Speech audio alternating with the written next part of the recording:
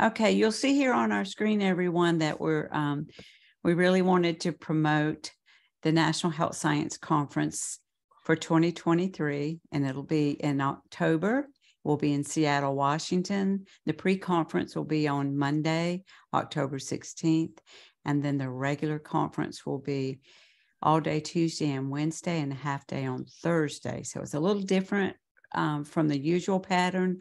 We had been the Tuesday through Friday, and this year will be Monday through Thursday. We hope that you'll consider joining us. This is really how we met Colin.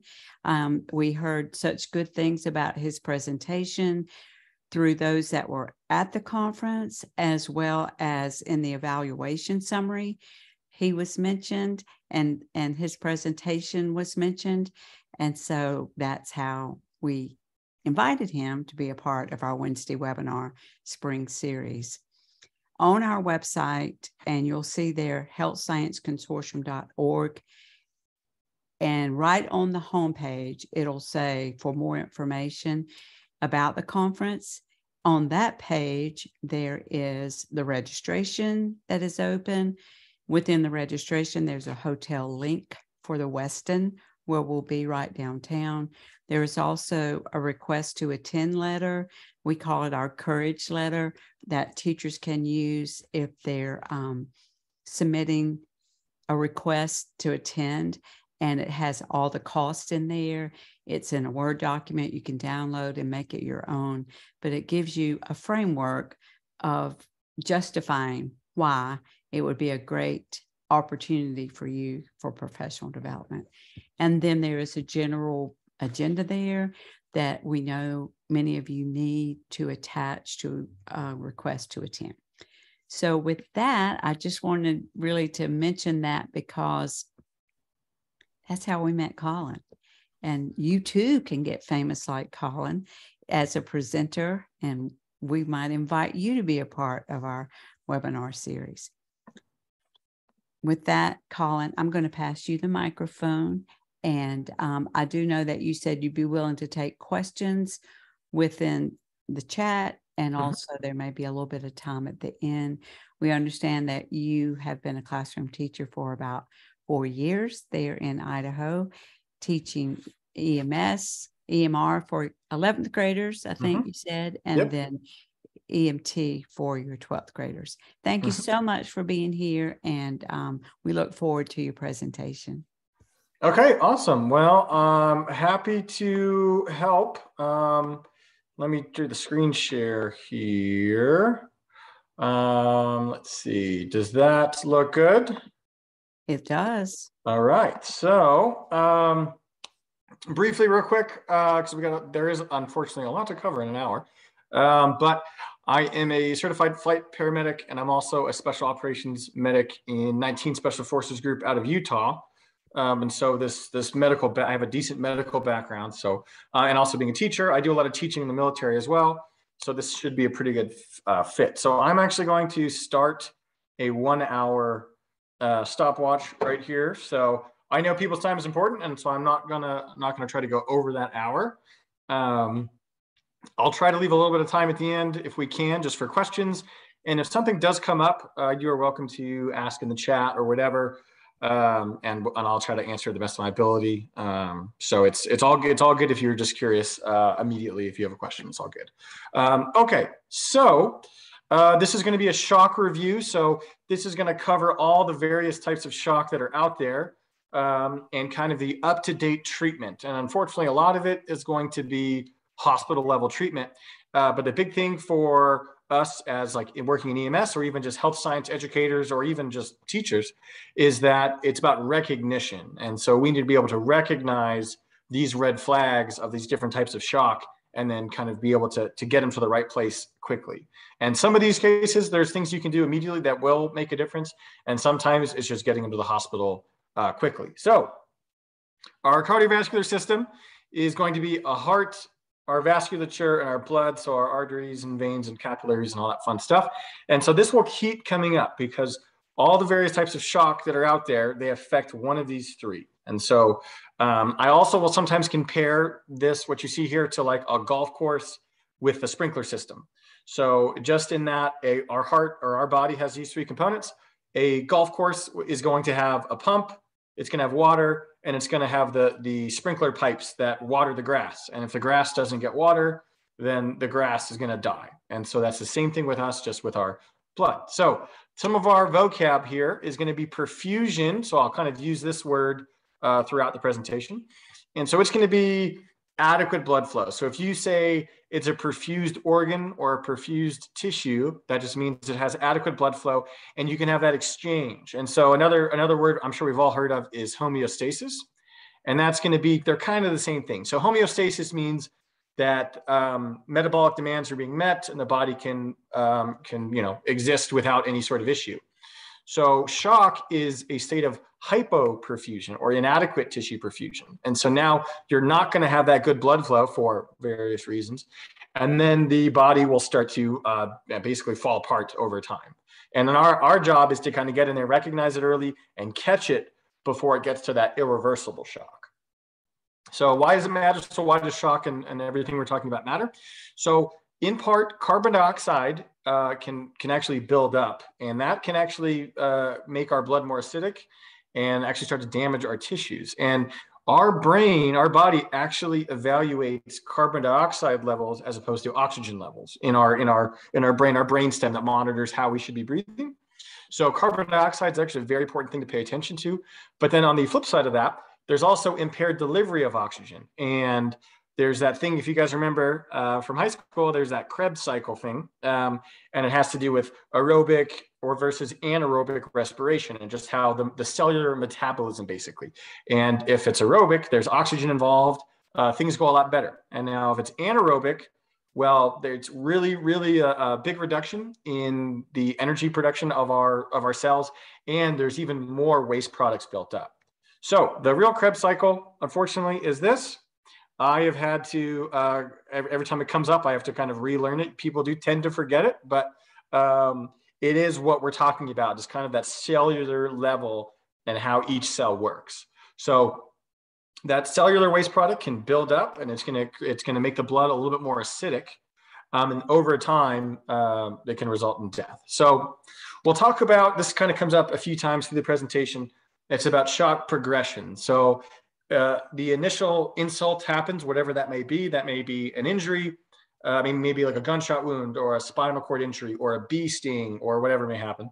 And then your body tries to fix it. It doesn't immediately give up. And so your body's going to do things to compensate for the shock. So your body's going to kind of go into like overdrive, work really hard, and try to maintain that homeostasis, maintain that perfusion, because our body knows we need to perfuse the whole body. So it's going to do what it can, and then at a certain point in time, if we don't fix it, then it goes into decompensated shock, and that's when things get real bad. So the idea is catch it early and hope that we can kind of work with the body and keep it in that compensated shock territory. So just as a reminder, so of our perfusion, so it's not just the oxygen, it's all, and carbon dioxide, it's also some nutrients like blood sugar and our hormones, and all those mechanisms have to work to get our different chemicals that are in our body around the body. And once that suffers, you can have tissue damage, organ damage, and eventually death. So just a quick explanation about kind of how sensitive we are. So unfortunately, we are a very Goldilocks creature, right? Our happy zone here is 7.35 to 7.45 on the pH scale. And it doesn't really take much to go one way or the other. And one of the fastest ways to do that is even our respiratory drive. So if we start breathing weird, I would look at pH levels. And so anytime you have a patient who maybe has an injury of some sort and you notice their breathing pattern is getting a little weird, usually there's something deeper going on. It's usually not even with the lungs. It may be some sort of blood pH level that it's doing. So our waste product is that carbon dioxide. We breathe that out. So that's also like measured as an acid in our body. And so we're going to be breathing faster to try to breathe out that CO2 and try to fix our pH thing. And so our brain is constantly assessing our CO2 levels, and it breathes differently to try and fix that. So when our body goes in a state of shock and our body kind of goes into hyperdrive and tries to fix things, the two main systems that are going to be used is our lungs, and that's literally just trying to breathe. Now that works very quickly, as in it goes to work quickly, but it takes a while for effects to be seen. And so you may not note it like right away as they start to breathe weird. And then the other system is our kidneys. And these are really effective, but it can take even longer to do this. And so when we talk about blood pressure, and the reason why blood pressure is so important is if that blood pressure dips too low, the kidneys will actually no longer get that blood flow, no longer get that perfusion. So now the kidneys effectively go offline. So now your primary generator of trying to fix your whatever may be happening in your body, your kidneys are trying to fix that. And if that blood pressure falls off, well, the kidneys shut off, and now you're in a lot of trouble. And so the idea is to hopefully try to get things solved before it comes to this decompensated shock where now the organs aren't getting blood flow, and it really just kind of escalates. So for that compensation that the body will do to try to correct the imbalance is going to increase the heart rate. So think about if you had a sprinkler system on a golf course, and for whatever reason, you've lost a lot of water in your sprinkler system. Well, you still want to get that water out to all the areas on the grass. So you might turn that pump up. And then not only if you had the power to, you would also kind of make it a stronger pumping action, right? So our body will do the same thing. And then peripheral vasoconstriction. So vasodilation, which we're going to talk a lot about in this lecture. So vasodilation is everything kind of gets bigger and spreads out. Vasoconstriction, everything tightens up and gets more narrow. So our body is going to kind of try to narrow things up to raise that internal, really fluid volume inside our pipes, so to speak. So that's why maybe if you see someone who's in a bad state of shock or who's has some decent injury, they might look pale. And that's because the body realizes, I don't need blood flow to my skin. I don't need all this warm blood flow out to my arms. I actually need it inside my arteries. I need it to do its job and try to do this homeostasis thing. So that's why you may see weird skin color changes. And that's the body trying to compensate for the damage that it's sustained. So just as a reminder, in us, we got the pump, which is our heart, set of pipes, which is all these different kind of vasculature, and then our content, which is our blood. And blood is like the best thing, obviously, where we're getting away from IV fluids in EMS to a degree. We'll talk about it a little bit in our hypovolemic shock part of this, but blood transfusions are kind of the new deal. We realized way too late that pumping a body full of IV fluid, it maintains pressure, but that's all it does. IV fluid doesn't carry oxygen. It doesn't carry blood sugar. It doesn't do any of that. And so all we're doing is kind of artificially inflating the pressure, and it's not really benefiting our patients. Not to mention, a lot of IV fluid is actually kind of acidic. So the patient's already acidic, and now we're giving him more acidic fluid. And so we are in the process of kind of rewriting some of those protocols. And the old days of 2 large bore IVs wide open, just get the fluid in there. We are really pulling back from that. That turns out was not a great idea. So talk about our cardiovascular system, where it's all right here. So you got your lungs, you got your heart, and then it's that kind of on the bottom and the top there. It's that systemic circulation. It's at the cellular level. It's that exchange of nutrients. And then I also put this up here because we're going to talk about cardiogenic shock, which has a few different causes. And we'll talk about where damage starts to occur, and then some of the symptoms you're going to see kind of based on this map here. So as mentioned before, basically any kind of shock is going to go down to an issue with one of these 3 components. So something will happen to our heart, something will happen to our blood vessels, or something will happen to our blood. And so it's kind of figuring out what exactly happened. So just as a reminder for how we measure perfusion, it's going to be that blood pressure. So the systolic is on top, and that's going to be the peak pressure inside the vasculature during that contraction phase of the heart. Then the diastolic is going to be that relaxation phase. So it's kind of both the peak and the bottom of the pressure inside our arteries. And when we have those numbers, we can kind of figure out how the body is doing and kind of how that perfusion is going. So normal is like a perfect blood pressure is like 120 over 80. And then the higher you go, kind of the worse it can get. So 120 over 80 is ideal.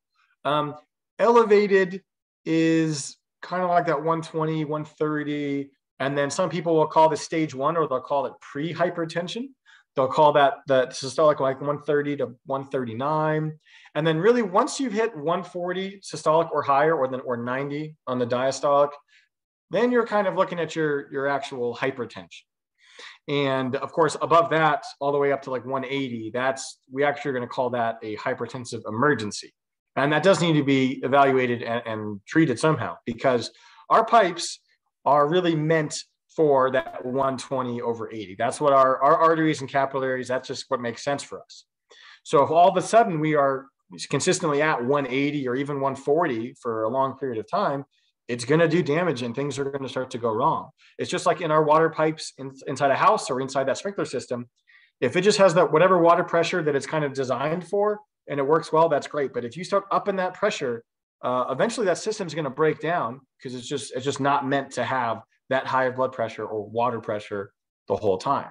So these are going to be what we're talking about for like the types of shock. And so some of us have probably heard of some of these, and maybe other of these are new. And so we're going to start with our pump failure and then kind of work down. So pump failure, it's going to be that heart failure of some sort. So it's going to be cardiogenic shock. And I just remember like cardiogenic, like generating from the cardiac, or obstructive causes. And this is kind of a weird gray area, technically still considered pump failure because the heart pumping action is something's wrong with it. However, in the obstructive cases, the heart is actually fine, but something is obstructing it. And so luckily, this is one of those things in medicine where they actually named it correctly. So obstructive, just think of something in the way. And so that's a tension pneumothorax, cardiac tamponade, or pulmonary embolism. And so we'll go kind of through those. Then you have your, I guess I'm looking at the table on the right. Then you have your poor vessel function, and that's just distributive shock. So the way I remember that is like distribution. So you got a good pump and you got the blood or the water, but it's just the distribution of it is a little messed up. So you have like a pipe issue. And then the last one, probably the easiest to understand, is that low fluid volume or hypovolemic, and that could have hemorrhagic causes or your non-hemorrhagic causes. So we'll kind of talk about all the different parts of that, all the different types of shock, and then eventually we'll go through the treatments. And like I said, some you can do a lot right there on the sidewalk. Others, you kind of need a doctor. You might even need surgery, that kind of thing. So cardiogenic shock, the easiest example of this is going to be like a heart attack. And you can see in that picture there. So you have a clot, or you can maybe have that plaque buildup in the coronary vessels. And it'll have that occlusion on there.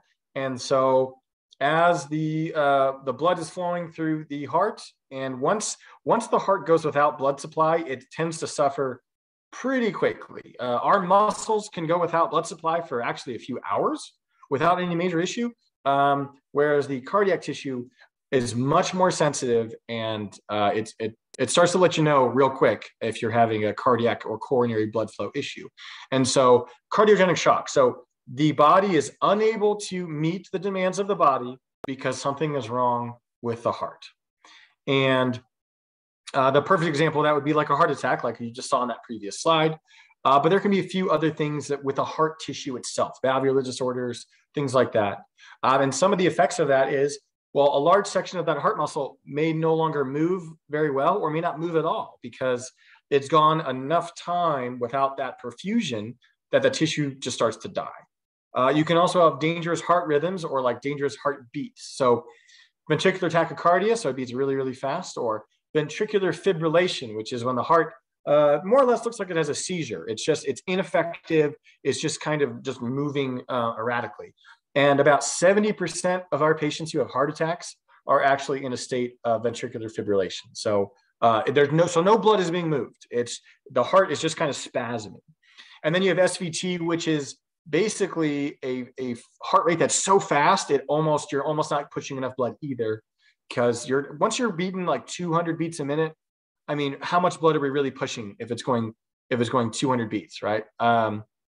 Or on the opposite end, you might have a very slow heart rate because it just depends where that damage is, or even a heart block where the electricity is sending through the heart and it hits that dead or dying tissue and it just kind of stops.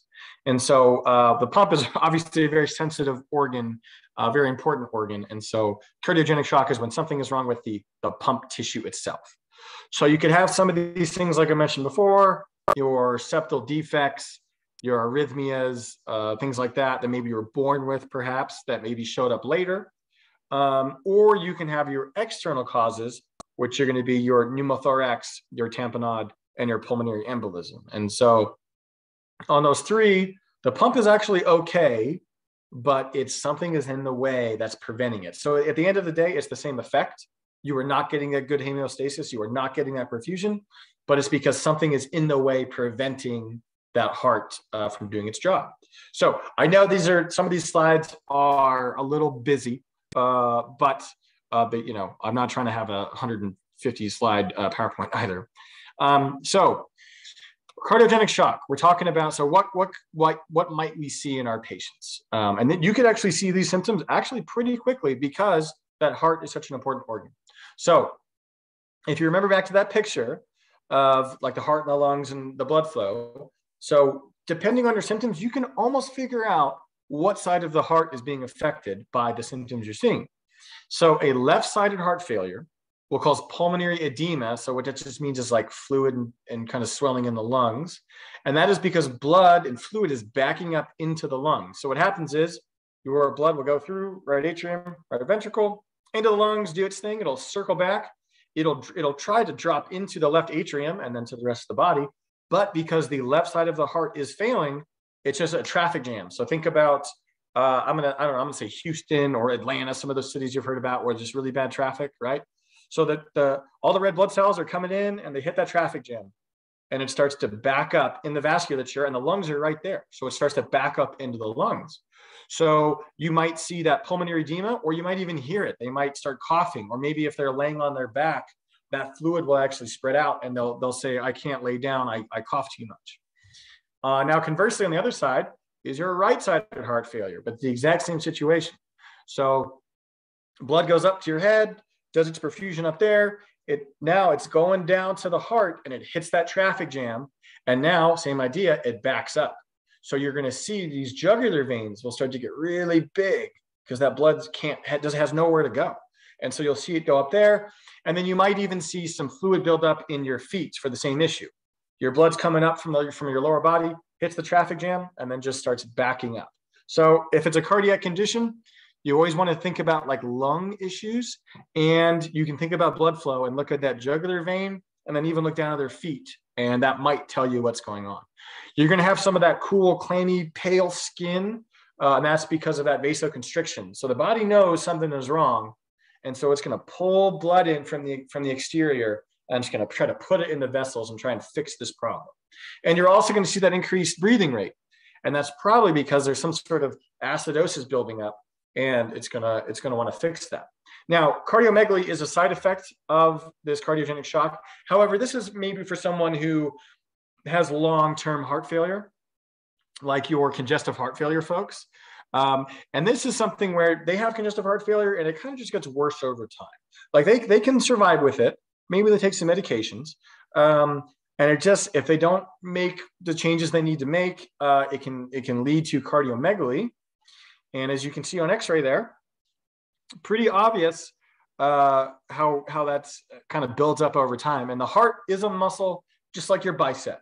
And if it just has to beat through that blood and it's really struggling because of heart failure, and so the parts of the heart that are still working effectively, they got to work overtime to maintain that perfusion, maintain that homeostasis, the tissue will actually grow. And so it's just, if you have someone who says, yes, I have congestive heart failure, just be aware that maybe their heart is pretty enlarged. And, you know, we're kind of packed tightly in here. And an enlarged heart like that is obviously just going to make things worse. So that's more of just like a long-term effect of your cardiovascular compromise. So, and this is just another review of some of the signs and symptoms you might see with that right-sided versus left-sided heart failure.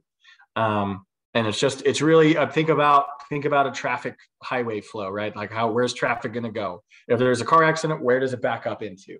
And so that's left-sided versus right-sided. Okay, so now we'll get kind of a little bit more complicated, and these are actually more traumatic most of the time. Pulmonary embolism may or may not be, but usually a cardiac tamponade or tension pneumothorax is going to have a traumatic aspect to it. So it's some sort of obstruction that is kind of in the way. So the heart is trying to beat and something is not letting it. So the pericardium is, so our heart has this little plastic bag that's wrapped around it, and there's a little bit of fluid in there, and that kind of just helps the pump be a pump. And unfortunately, it's a pretty tight little plastic bag there. So if we get extra fluid built up in that little plastic bag, the heart starts to suffer pretty quickly. And so the heart is trying to beat, because there is a mechanical pumping action. So the heart actually does fill with blood and then squeeze that blood out. It does that. And so now if it's surrounded, if it's kind of being crushed by this extra fluid, the heart is trying to beat and it's effectively underwater. It just can't do it. So you might see that with a severe chest injury. That can be things like blunt trauma can even do that. Heart attack can lead to that. Pericarditis and kind of infection that can lead to some of that fluid leaking out. And even an aortic dissection, which just means kind of an internal bleed that fills up that pericardial sac. And so in medicine, usually if there's three things that happen commonly, we're just going to call that a triad, and some doctor gets to put his name on it. So Beck's triad is the three symptoms that have been noticed repetitively for these kind of patients. And it's going to be low blood pressure, that jugular vein distension, and muffled heart sound. So low blood pressure, because that heart is not beating very well. So they just can't maintain that perfusion. Jugular vein distension, like we mentioned, that traffic jam up in the neck. And then muffled heart sound. So you might try and listen to that lub-dub sound on the chest, and it effectively just sounds like it's underwater. And in a way it is, because it's kind of being drowned by this extra fluid. So the heart is going to try and beat faster to fix that issue. They're going to be pretty anxious about it, obviously, because something's definitely wrong inside. They might even have some sharp pain that can radiate to different places, shortness of breath, and a weak pulse. And it's a weak pulse because the heart is just can't really beat the way it's supposed to. So here's a nice little picture. I am still a 7-year-old at heart, so pictures always do it for me. So basically it looks like that. You just have a lot of fluid built up, and that poor heart just can't really pump that well through that extra fluid. And then you have your little Beck's triad thing there as well. Okay, tension pneumothorax. So this one is actually, I think people are a little bit more into this just because it's been in movies and Grey's Anatomy and different movies and TV shows like that. But basically, if you have, and the best way to, I guess, get one of these is a gunshot wound or a knife wound into the chest. So some sort of open chest injury.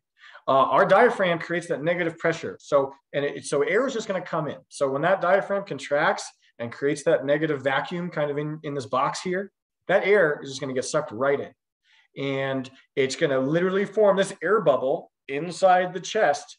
And until you cover that thing, there's nothing to stop it. The air, it's physics, it's path-of-least resistance.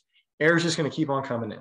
So as you can see there, you're going to see the exact same signs and symptoms almost, because the heart is trying to do its mechanical pumping action, but this big old air bubble is in the way. And so now the heart kind of can't do it. Now, tracheal deviation, I put that as a late sign because that is a very common sign. Like people are aware of that. Like, oh yeah, the trachea, instead of being midline on our neck here, it will actually shift over. So that is something that can happen. I just want to point out that is a very late sign. And if you do see tracheal deviation in a trauma patient, he is near death for lots of reasons. And so tracheal deviation is a sign, but it's down the road. So just because someone may have an open chest wound and you don't see that tracheal deviation yet, I wouldn't relax yet, right? So that's a very late sign. So here is once again, a cartoon of it. And if you can just look at that picture, and once you see that trachea deviate as pictured, there's a lot of air built up in there. So it's not only is it crushing the heart and the rest of some of the tissues in your mediastinum, that lung is also not not doing anything either. So now that person's down to one lung, and it might even get squished against the other side of the wall. So you're having a heart issue, you're having a lung issue, you're having a diaphragm issue. So these pneumothoraxes can become a real big problem. And so the terminology is like a pneumothorax and a tension pneumothorax. And the biggest difference there is a pneumothorax is just air in your thoracic cavity. So if I take a syringe with 20 cc's of air, put it in there, cool, you have a pneumothorax. A tension pneumothorax is, once you see in the picture there, it's creating tension within the system, and it's actually causing that cardiogenic shock. So you're going to start to see the blood pressure fall off because there's just a huge balloon full of air in there. And then the last one that obstructs that flow and kind of obstruct the mechanical pumping action is a pulmonary embolism. And so that is a clot, usually somewhere else in the leg, and it'll kind of break off and then just be circulating around the body. Now, your body is in a constant state of breaking down clots. So unfortunately, it's just kind of a toss of the dice if you have a clot down there. Maybe that clot breaks free, and maybe as it's traveling, your body can get in there and it can break that clot down, and you won't even know you ever had a clot. You'll have no idea. Or if it's a big enough clot, it'll just keep going. It'll get stuck somewhere in the lungs. And then once again, that is that traffic jam issue. Blood flow will get restricted, and it will back up into the heart. And now the heart is trying to pump in this super, traffic jam that is caused by this clot in the heart. And so this is a very bad example, a very severe example, but that is almost a complete cast, right, of the pulmonary vasculature. And so that was a clot. You can almost see the carina up there and kind of in the center where it branches out.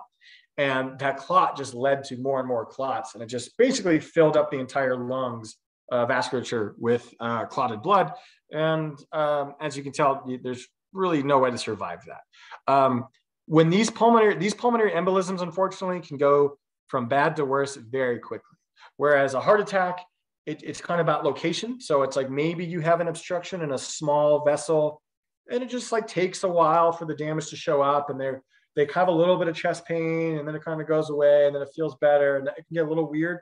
Whereas a pulmonary embolism is pretty much like once that clot shows up, you're in trouble. So this one actually is a very fast progression. Once that clot's there, it starts to snowball pretty quick.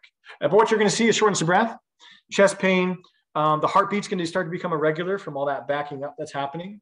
They might even cough up blood, and once again, that low blood pressure. So it just as a reminder, shock equals low blood pressure. So low that you're actually not getting blood flow everywhere where you need it. So, okay, so then moving on to the next area of shock, it's going to be the distribution of fluid. So in this one, in a perfect world, the pump is doing just fine. You have all the blood you need, that's fine. But now there's an issue with the pipes inside. So the four main times we're going to see this is a severe infection called sepsis, which is actually kind of a major concern right now in hospitals. An allergic reaction, so that's one we're probably the most familiar with. A spinal cord injury, usually a high spinal cord injury, and then a psychological reaction, which technically is a type of shock because it is a vasodilation that involves a person kind of like passing out. Luckily it's a little different though, because usually when they go horizontal, the body can kind of tighten back up and then they're fine. Whereas these other types of injuries, are not going to get better in 30 seconds, like the psychogenic will. So septic shock, it's been a major problem for probably as long as humans have been alive. And it continues to be an issue in hospitals. So there's a little flow chart there. And so basically it just starts with some sort of local infection that then goes systemic, and it just kind of builds. And really once it hits that bloodstream, then it really just spreads out, because now the entire, your blood, your water, right, is infected, and it will just continue to infect other parts of the body, and it will lead to organ dysfunction and then eventually death. And so not only will your vessels will also kind of dilate a little bit, but also they're just going to leak the fluid. The toxins generated by the bacteria just start destroying that tissue, and it's not able to work well. So it's like, imagine a sprinkler system analogy. Imagine you put some sort of like acid inside your pipes, right? And that acid's going through there. It's just going to be damaging the pipes. It's going to be leaking through. And you're probably not going to have a very good sprinkler system if you have a bunch of acid in your pipes. So this is an article. We are not going to go over that. That would be mean. But I did highlight some of the kind of the important components of this. So I did you guys a favor and I read it for you. Interestingly enough, so Machiavelli, so he was a pretty prolific writer back in the day. This is how he described septic shock. So, obviously this has been a struggle for humanity for, thousands of years. And this is in the 1400s, this is how they kind of addressed it. And so severe sepsis is pretty prevalent. And so it's pretty common. And that last bullet point is pretty scary because you got to get on those antibiotics quick. So this is one of those types of shock where there's not much we can do pre-hospital on the sidewalk, but they need a hospital and they need those antibiotics because they need that help. Because in the war between like our white blood cells and the bacteria is winning, and the bacteria will just keep winning until they kill the host, right? So at this point, they need that some medical like hospital evaluation. So these are some of the vocab for it. It's not super important. You're aware of these, but it's just kind of, once again, it's that progression. So you kind of have, so you have SIRS. So it's kind of that inflammatory response. So it's basically saying that the body realizes this isn't just some little area of redness on a cut or something. This is actually becoming a more serious infection. So it starts with SIRS, and then it's going to go to sepsis. And that's when it reaches the bloodstream. And now it's going to go systemic, and it's going to start kind of really snowballing and doing more damage. And then eventually that can build to septic shock. And that is when you're going to have the true shock of it, which is going to be the low blood pressure, the lack of perfusion, and then you have all like the cascade of the waste products building up and everything else. So it has to be recognized quickly, because once a person gets to that septic shock territory, the bacteria has kind of taken over at that point, and it's much harder to kind of beat that back at that point. So if there's an infection that looks pretty serious, we got to get that person in. And so once again, just a nice little picture of kind of how that looks.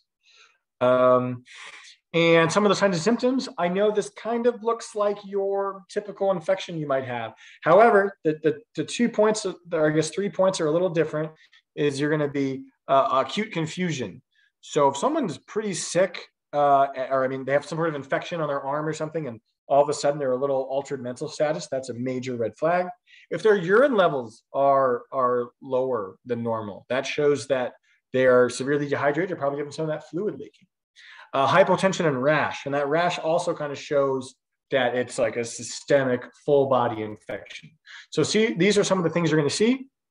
You're also going to see that like really pale skin, that pulling the blood flow back into the vasculature. And I have seen this in people in their 20s who had some sort of internal infection, and it just kind of overpowered the body's defense mechanisms and kind of took over. So this is another one. As you can tell, you can see right there on that thing there, it says 2020 Sepsis Alliance. So they are really pushing this sepsis control thing because it's a major problem. And at the end, we'll talk about some of the barriers to treatment. And so septic shock is kind of in its own world because there's some unique barriers to treatment that none of the other issues or none of the other types of shock have to deal with. Okay, anaphylactic shock. So I think we're familiar with this one just from movies and whatever else. It is a body kind of overreacting and causing your low blood pressure and some of your respiratory complaints.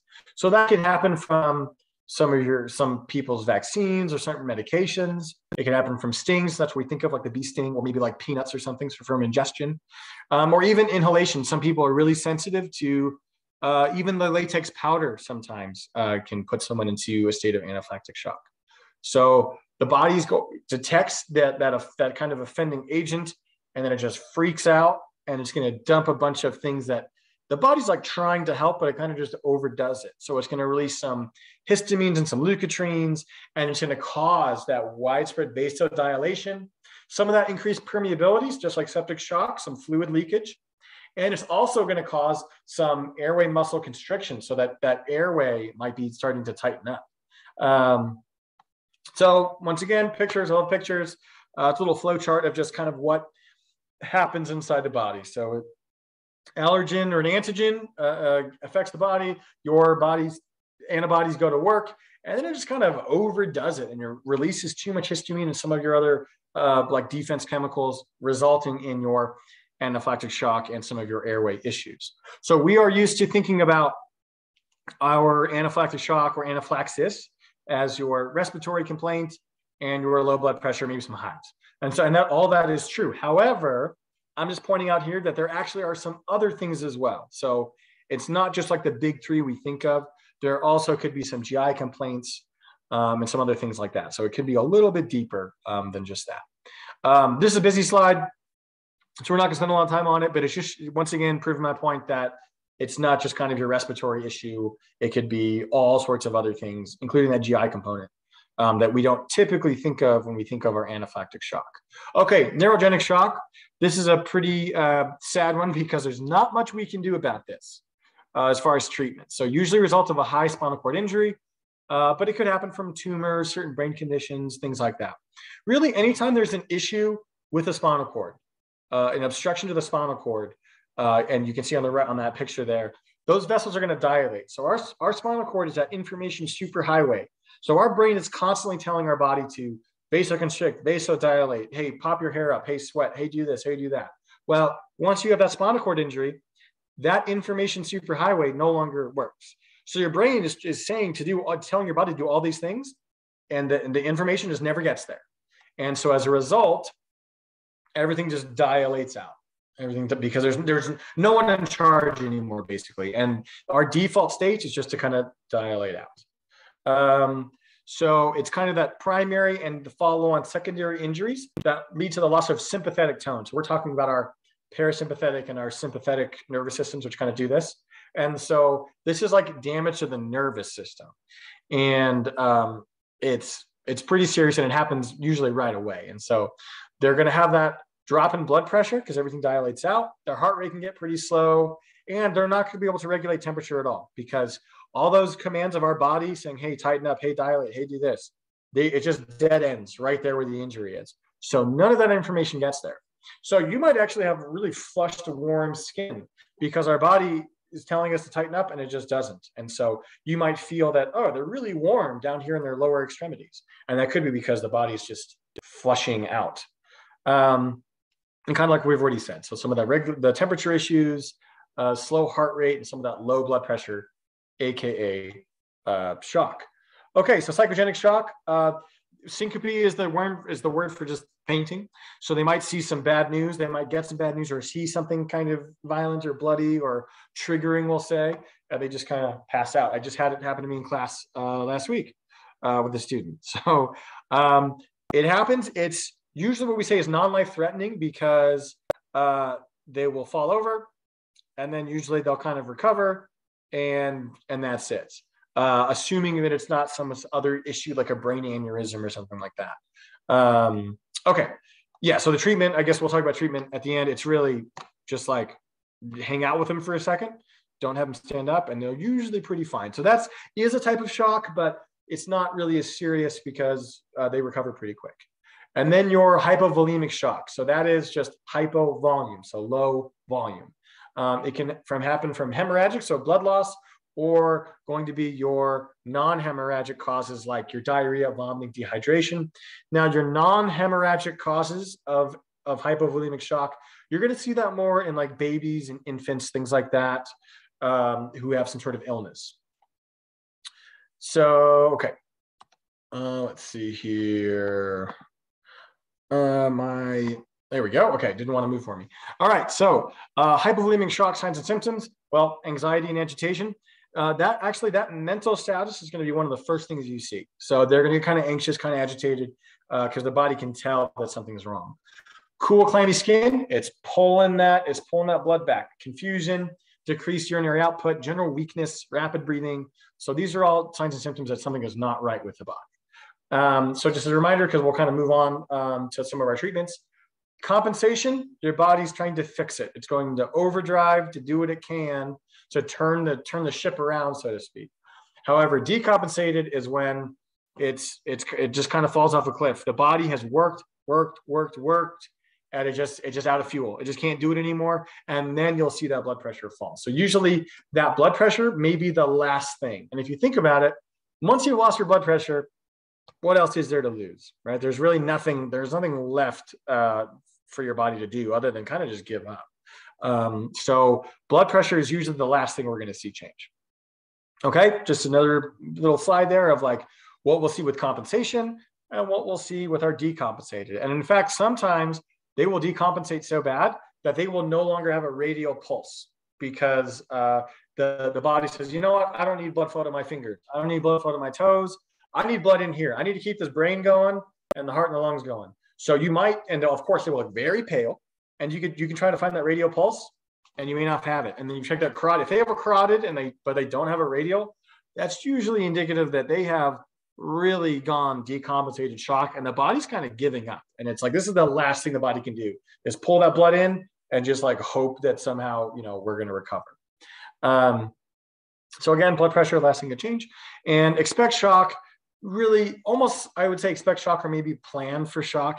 If you got some sort of, multiple severe fractures, multi-system trauma patient, or abdominal chest injury, right? There's a lot of stuff going on there. So that can lead to shock, spinal cord injury, or kind of any of the things we've talked about. So for some of this, for our general kind of guidelines, is going to be control obvious bleeding. We need every drop of blood.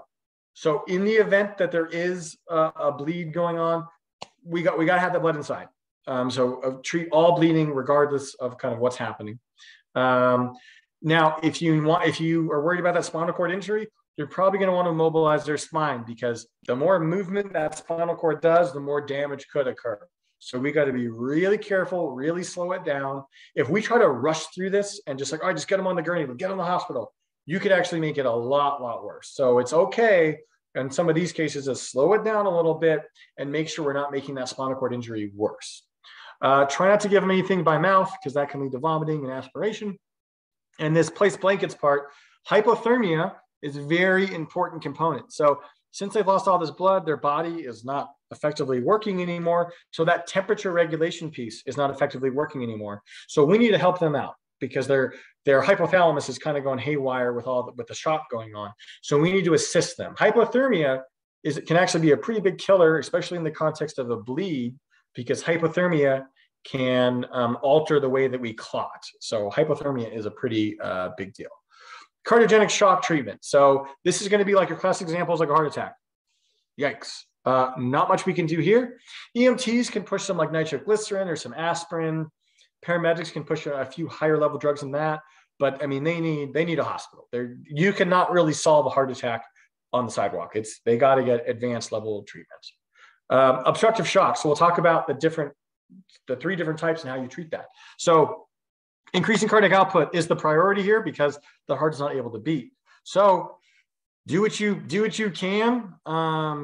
I would say at the higher level, you might push some fluid just to maintain that pressure at this point, because the pump itself is damaged or is unable to pump correctly. Really though, it's going to be surgery or needle pericardial centesis, where they're actually going to put a needle into the chest cavity and they're going to draw all that fluid out. It's a very advanced skill. It is very rarely performed in the field. You're supposed to be ultrasound guided. It's like that kind of thing. So if we have like a blunt chest trauma then you start to see JVD and some of those things, man, they got to go to the hospital right now. They need, bright lights and cold steel, as some people call it. Tension pneumothorax. So this again is kind of an upper level thing. However, it can be addressed in the field, but usually going to be for that like paramedic or above level, or advanced EMT in certain cities. So call for ALS. If you are, even if you're not a medic, if you're not EMT, you can call for try to specify, hey, advanced life support. I see a hole in his chest. That's pretty indicative that there will be some advanced treatment required. And so the treatment there is actually going to take a needle. It used to be a 14 gauge. Now we're kind of switching to a 10 gauge, which is just a crazy needle. And you're going to drop it in one of these 3 locations. We're kind of going back and forth about the best spot. You can look up peer-reviewed journals if you want. There's different arguments about which is better. But the idea is you got that air pocket in there, got to get that air out. That's the only way to solve this problem. So you can drop a needle and then pull it. So you drop a needle with a catheter. You'll pull the needle out, but the catheter will still be in there and the air will escape. If you ever get bored this week and you want to watch a movie, there's a movie called Three Kings with Ice Cube and George Clooney. And there's actually a scene where someone gets shot and they actually do a needle D. And for once, Hollywood actually nailed it. They actually did a pretty good job of showing kind of what that looks like. And you can even watch that clip on YouTube if you kind of just want to see like a more of a aesthetically pleasing version of it, of like how the needle goes in and the air will escape. Pulmonary embolism, man, this is once again, that high level treatment. There's nothing we can really do at our level pre-hospital. They're going to do some clot busting drugs to maybe get in there and kind of break that clot apart, or they may even have to do a surgical removal. And the big thing here with these PEs is, I mean, you got to go. Like you have to get there as quick as possible because it is so internal. There's nothing we can really do until it's like potentially in the OR. So time is everything on PEs. Septic shock. So hospital management required. I mean, you got to give them antibiotics, but long-term, I mean, IV antibiotics. Like this is, it has to be really high-level doctors involved here. Ventilatory support may be necessary because they're dropping off the cliff that bad. So what we can do, keep them warm. I don't know, give IV fluid if you're trained. There's really not much we can do. And then every hospital should have a sepsis team, and their whole job is getting ahead of the sepsis train. So that sepsis, you remember that picture of that arrow? So that sepsis, man, that bacteria, it's trying to do this. It's trying to get down that arrow. And their sepsis team, their idea is to get in there right in the middle and try and turn that thing around. Now, a barrier to treatment, like I said earlier, that's kind of an interesting barrier that other types of shock are not going to have, is this idea of antibiotic resistance. On the right side, you'll see lots of different causes. That is why you cannot buy antibiotics over the counter, because Americans are notoriously, I guess, impatient, as I'll put it nicely. They think, oh, I have a headache, I'll take antibiotic, or should I take this? I don't know, I'll just take it, right? Well, the bacteria kind of can figure that out, and over time can become resistant. And this is a picture I took off the internet, but it was from a hospital, and someone had a Pseudomonas infection, and they gave some antibiotics, and just wasn't really working. So they decided to culture it, and then like, all right, let's see what works. And boom, all those antibiotics were no longer adequately treated that infection. So what they're doing now is we are actually going back from antibiotics that we used in the 60s, and we're actually bringing those back up because those are surprisingly still effective because they haven't been used in 40 years, right? And so this antibiotic resistance is a big issue, and honestly, we're not doing a good job of managing this problem. Obviously, it's a very complex problem, and I think it's going to be a barrier to treatment for a long time. And I've talked to doctors about it, and we're trying, but it's a big deal with not a lot of options. So not much to say about that. Colin, Neurogenic shock. Colin, you have about 5 minutes. Okay, I think I'm on track. Yeah. Okay, good. So neurogenic shock is just going to be treatment, spine boredom. Prevent that spine from moving. They're going to have to go see specialists, maybe surgery if there's something they can do. Otherwise, they might just be paralyzed, and they're going to have to go down that long-term treatment. Anaphylactic shock treatment, hey, EpiPen. We've all seen that. We all probably know someone who has an EpiPen. EpiPen's amazing. It reverses it. So anaphylactic shock is dilation and then constriction up here. EpiPen reverses that.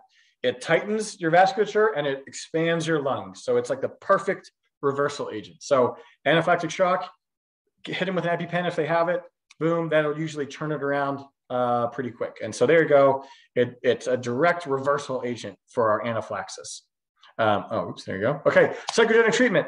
Hey, don't worry about it. I mean, I don't mean to minimize it, but the patients I've seen that have psychogenic shock and they kind of fall over, assuming they didn't fall and hit their head or anything, they're usually fine. I would just say don't let them stand up immediately. because their blood pressure might still be a little wonky. And so like, just kind of sit with them for a second, say, hey, how you doing? Kind of check in with them, check their mental status. If you heard a loud bang, check their body real quick, check their teeth. Like, hey, did you bite your tongue? Which actually is somewhat common when they fall. So let's kind of give their body an assessment. But after a minute or two, if they're feeling good and their mentation's there, no major injuries, they'll be fine. So last one we'll talk about, hypovolemic shock. So control all external bleeding. We need every drop. And then the new thing, like I said before, is that blood transfusion. And if you don't have fresh whole blood, try to do freeze-dried plasma, packed RBCs, cryoprecipitate, like whatever your agency is out there, they need blood. So it's like blood for blood. If a person has lost 500 mils of blood, they got to get 500 mils back in. So, and that is depending on the states you live.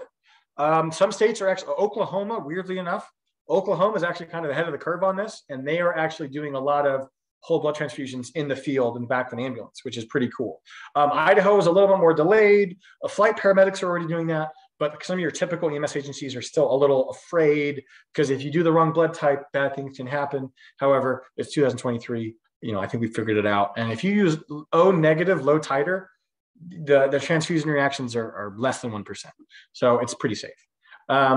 Busy slide of just what happens to the body. So your body will do these compensation mechanisms, and it will either fix the problem and the body will continue to survive and do well, or it won't. And then you have the bottom side. So it's just the body's doing all these kind of things to like fix the issue.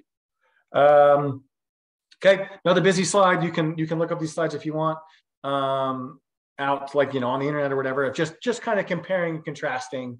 So cardiogenic shock, you're going to see this, et cetera, et cetera, et cetera. So you can look up some of those.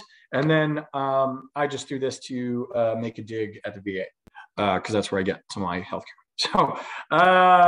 So that was a down and dirty. It was like just at an hour, maybe a little bit under. So that I know I was talking fast, and that was a tremendous amount of information for 1 hour, but I didn't want to do like half of the shock types. I didn't think that was right. So I did kind of just zoom through it. But yeah, this is recorded. As you said, it's archived, so you can review it. And then this should be like all over the internet. There's all sorts of things. So if you want further information, it's definitely out there. So with the last minute or two before we hit that hour, is there any questions or comments or anything about the different types of shock and its treatments? Colin, there was a question, and you might have answered that when you on the last slide or two back. Someone asked if you were going to share the slides, and this may be proprietary and slides that you use over and over again. So don't know if you're willing to share the slides. Oh, absolutely. I don't care. The way I see it is the more people are aware of this stuff, like the better everyone's going to be. Right. So yes, I don't know. I'll probably talk with you, Nancy, about maybe the best way to put it on the website or something. I don't know. But yeah, yes, absolutely. All you need to do